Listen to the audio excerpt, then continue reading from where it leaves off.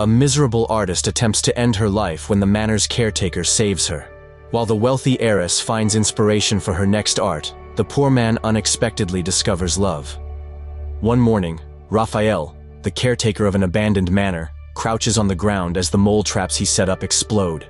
Satisfied, he collects the dead pests from the garden and carefully hangs them by the fence. He returns to their home and finds his mother, Lucienne, catching up with the postwoman, Samia, who has just arrived from her trip to Prague. The old lady shows her son the gift their guest bought for her. Raphael curiously inspects the sculpture and wonders what it is. The visitor believes it's a golem and thinks it might be a lucky charm, though she's unsure since she lost the pamphlet that came with it. He then places the souvenir on his mom's table, along with her other display pieces. Later, he joins Samia for a ride and flirtingly gazes at her. The male woman strokes his leg and says she wants to be scared, so he nods in agreement. As soon as she parks her van, the man begins role-playing and gets out of the vehicle. Samia goes along with the act and allows him to drag her to the forest. She feigns pleas for mercy and claims she still has work to do, but he ignores her pleas. That night, Raphael tucks his mother in bed and makes sure her hair curlers are in place. With nothing else to do, he takes his bagpipe outdoors and plays a sorrowful tune in an empty pool. The man sleeps through a storm that evening, but a car's persistent honking suddenly awakens him. He looks outside his window and sees a sedan parked in front of the manor. Raphael hurriedly approaches the vehicle to check who's driving it. Garance Chaptel, the woman who inherited the property from deceased family members, rolls down her window to confirm his identity and introduce herself. The heiress asks him to open the manor and leaves her vehicle running to wait by the door. When he checks the car trunk for luggage, she tells him there isn't any. The caretaker then unlocks the building's doors and leads her inside. He switches the lights on and removes the furniture's covers while she looks at the paintings of ancestors who once lived there. Raphael starts a fire and inquires which room he should prepare, but she lets him decide. While he cleans her bedchamber, Garance argues with someone over the phone and yells that she'll be staying in the manor and won't return until she wants to. The man bids his madam goodnight, though she doesn't respond and just stares at the fireplace. He heads back to his house and goes to bed, but he can't fall asleep. The following morning, Raphael prepares breakfast for Garance, while Lucienne reminds him of the woman's lack of courtesy. Not only has she never called since her uncle died, but she also sends their salary late and suddenly shows up at the manor without informing them. She warns her son to clarify his responsibilities because employers take everything from their workers. He leaves without saying a word and brings the food tray to his madam's bedroom. When Garance doesn't respond to his calls, the man opens the door and realizes she isn't there, so he searches the house for her. Raphael eventually finds her passed out in the living room with an empty medication bottle beside her. He tries waking her, but she barely responds, so he turns her weak body upside down and forces her to throw up. In her bedroom, the man gives her some water and sits beside her. Concerned, he asks the woman if she wants a doctor, but she says she doesn't need one and requests that he draw the curtains instead. When the caretaker shares the incident with his mother, she discloses that it runs in the family and recounts the time when Garance's aunt took her own life with a rifle. He wonders if they should inform her relatives about what happened, but Lucienne explains her parents are gone and she doesn't have any husband or children. In the evening, Raphael knocks at his madam's door to make sure she's all right. When she doesn't answer, he sneaks into her room and finds her sleeping with her robe partially open. His eyes curiously explore her bare body, divided into anatomical sections by labeled tattoos. After seeing her unraveled state, he carefully covers her with a blanket. As he's leaving, he decides to empty the manor's rifle cabinet and store the guns in his work shed. Later that day, Samia tries to pleasure him in the forest, but his mind wanders elsewhere. Unable to enjoy the experience, he pulls up his pants and buckles his belt. The postwoman coaxes Raphael to be intimate with her, but he walks away and says he'll be late for their music rehearsal. Samia chases him with her pants down and hands bound behind her back. She wants to accompany him during practice, but he tells her to just watch their concerts and unties her. Soon, the man joins his band and plays together, then heads back home. While washing his face, his madam sees him from the balcony and requests he come over. At the manor, the caretaker helps the woman remove her ancestors' portraits because she feels like they're judging her. She tells him to store them at the far end of the manor, but Raphael brings the paintings home and hangs them on their wall. That afternoon, the heiress watches her servant tend to the front yard, and he notices her staring. Later, the man looks at the Chaptel's old photos as his mother recounts her memories with the family. He asks about Garance, and Lucienne describes her as an unusual child who would laugh or cry without any apparent reason. Meanwhile, Samia does her own research on the woman and shows them a video she found online. They learn she's the Lady in Blue, an internationally acclaimed contemporary artist who turns her most intimate moments into artwork. In the evening, Raphael has trouble sleeping again as he loses himself in thought. He sets out early the next morning to collect clay for his madam. While on his way, Samia offers to drop him off at his destination, but he refuses. After a whole day of gathering materials, he returns to the manor by dusk with more buckets. He looks through the keyhole of the living room and notices the woman working on something, though he can't see clearly what it is. Raphael knocks, and Garance rushes to meet him by the door. She informs the man to leave the clay and the mansion's keys because she needs to be alone, so he turns them over. The caretaker spends his evening watching the manor from his window. Later that week, while a doctor examines Lucienne, she urges him to check on his madam because it's unusual that she hasn't come out for days. After evaluating the old lady's health, the physician calls her son's attention and hands him a brochure with the latest models of eye prosthetics. When his mother inquires about their private discussion, he pretends not to hear her and doesn't respond. Raphael continues with his daily duties and becomes increasingly restless since he still hasn't heard from the manor's owner. When he can't wait any longer, he secretly enters the property through a tunnel to investigate what she's been up to. The man explores the studio and is shocked to find sketches of himself on the walls. Eventually, he discovers a clay sculpture of his face, but as he approaches it, Garance mistakes him for an intruder and hits him in the head. He regains consciousness at the sight of the woman apologizing for the accident. Once he's fully awake, the heiress explains that he's inspired her latest art. She tells the man that he reminds her of a rugged canyon that she could get lost in. That morning, the caretaker stares at his reflection in disbelief that the artist finds him fascinating despite his ugly face. Raphael soon agrees to be a figure model for her sculpture and enters his madam's workroom to undress. He emerges with his shirt still on, but she requires him to disrobe completely, so he takes off his top. When he refuses to remove his boxers, Garance understands and says he'll be more comfortable as the trust between them grows. Raphael sits on the bench, and she demonstrates how he should pose. However, the man remains stiff from their encounter, so she adjusts his body to match her creative vision.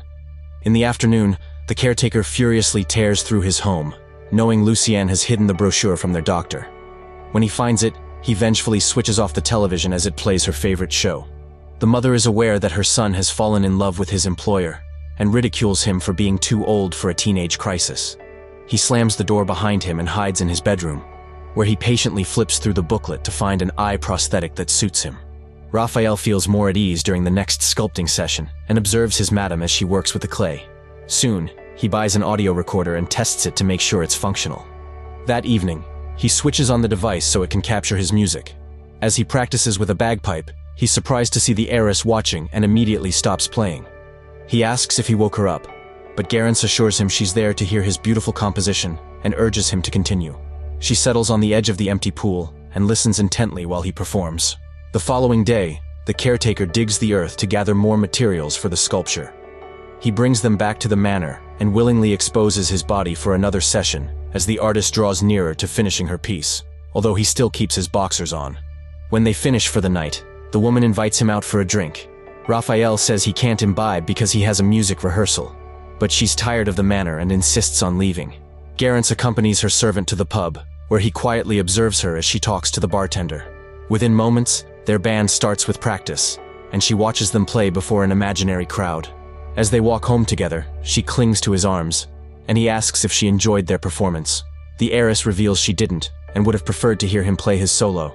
Raphael discloses that his bandmate, Patrice, thinks his composition is too melancholic and prefers playing music that makes people dance. However, the artist believes the most beautiful songs are sad because they evoke the human condition, which makes him smile. One evening, the caretaker pretends to make love with his madam and falls asleep soundly. When a vehicle unexpectedly arrives at the manor, he wakes up and rushes to meet the driver. The guest doesn't introduce himself, though he says he's there for Garance, unaware that he's Silvio, her agent. Raphael tries to stop him and says she isn't seeing anyone, but the man tells him not to worry about it. He jealously watches his love greet the unknown stranger and welcome him indoors, where he stays for the night. His unease continues the next morning, so he tries to eavesdrop on their conversation while cleaning the branches from the front yard.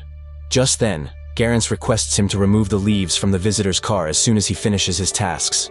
As Silvio leaves, he gives a tip to the servant, but he refuses the generosity. Sometime later, Raphael carefully cuts out one of the samples from his brochure and tapes it over his eyelid. He dons formal clothing and looks at his reflection, pleased with his appearance. When he eats at the table with Lucienne, his mother admonishes him because they can't afford his eye prosthetic. He says he can spend the money however he wants, since he's the one earning. The old lady thinks the enhancement won't change the way he looks. When her son says she doesn't understand that his face is a landscape, she implies he's ugly and delusional. Raphael storms out of their home and brings his comforter to the abandoned barn nearby so he can be away from his cruel mom. That night, he listens to the recording that captured his moment with Garance at the pool. He repeatedly plays her comforting voice and omits other sections until what's left is her saying that she wants him. The next morning, he walks to town for the big show they've been rehearsing for. When he comes across Samia on the road, he ignores his former fling, who's upset that he was seen with another woman at the bar. She backs up her van and yells out that his madam should pay him 2 salaries for being the manor's caretaker and her gigolo. Before leaving, the postwoman tells him their relationship is over and spitefully ridicules his talent. At the traditional music festival, the host introduces his band, Terra Gallica. When they begin playing their music, Raphael trails off with his solo bagpipe piece, which stuns his group. The man holds the spotlight throughout his soul-filled performance and earns thunderous applause from the crowds. He runs back to the manor later that evening and heads to the studio to fully unravel his clothes. Garance realizes he's in a vulnerable state and approaches him without uttering a word. She removes her subject's eye patch and carefully examines his face. While the artist prepares to complete her sculpture, the man sobs on the bench. The following day, Samia visits him at the abandoned barn to apologize and invite him to live with her. She thinks they make a good couple since they get along really well, but Raphael says what they have isn't love. The postwoman's heart breaks when she hears this, although she accepts her fate. That afternoon, he drops by the clinic to have his eye measurements taken. He asks the physician when his prosthetic will be ready and learns that it will arrive in early summer. Raphael leaves the doctor's office with a smile and unwinds at a local lake before heading home. When he arrives at the manor, Garance tells him she's been looking everywhere for him. She brings her servant to the studio and introduces him to Arthur, an art exhibit curator, Ludovic, a journalist, Silvio, her agent, and who he's met before, and Zoran, a photographer. They raise their drinks for the artist's latest work and the man who inspired her. However, he feels uneasy with the attention and the camera flashes as they take pictures of him. As he gazes at the yard, his madam informs him that she's leaving the following morning with the sculpture. She asks him if he'll be there so she can say goodbye, and he nods to say yes. In the evening, Raphael laboriously digs a deep hole in the forest. When Garance arrives at the manor, she finds him covered in clay and mistakes him for her sculpture, so she tries to wrap him in cloth. When the figure turns around and stares into her eyes, she realizes it's the caretaker.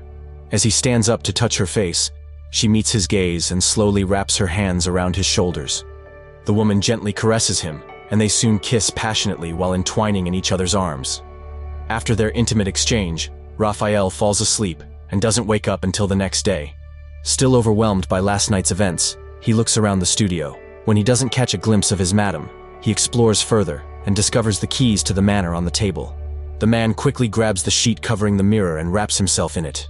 He immediately rushes upstairs and calls her name, but she doesn't respond, so he checks her room to be sure. When she doesn't find Garance in bed, he runs to his home to look for her contact information. She calls her phone and hears an answering machine, though she doesn't pick up. The caretaker stares vacantly into the air and leans on the table. Suddenly, he explodes with rage, scattering its contents and flipping it over as he fills their house with angered screams.